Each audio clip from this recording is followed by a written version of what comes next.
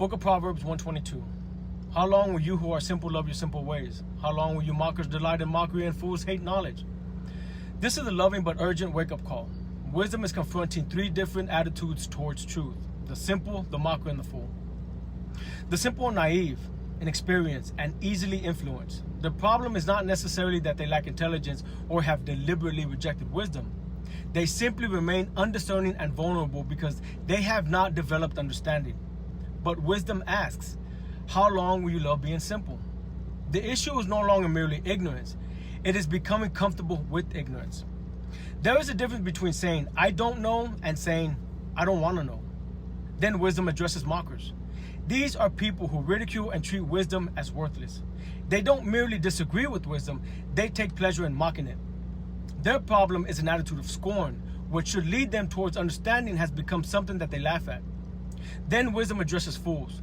In Proverbs, a fool is not simply someone with a low intellect. A fool is stubborn and resistant to instruction. Notice the powerful progression. The simple love simplicity, the mockers delight in mocking, and the fools hate knowledge. This verse repeatedly exposes desire, love, delight, hate. Proverbs is showing us that the issue is not simply what these people know, but what they want. Wisdom is publicly calling, yet each group responds differently. The simple remain comfortable with inexperience. The mocker turns wisdom into something to ridicule, and fools become hostile towards knowledge itself. Hosea 4:6 says that my people are destroyed for the lack of knowledge. The danger in Proverbs 122 is therefore complacency and resistance. Wisdom is being offered, but the human response determines whether a person receives it or rejects it.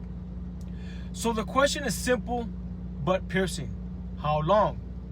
How long will you remain comfortable without understanding? How much longer will you make a joke out of wisdom? How much longer will you resist knowledge because it confronts the way that you live?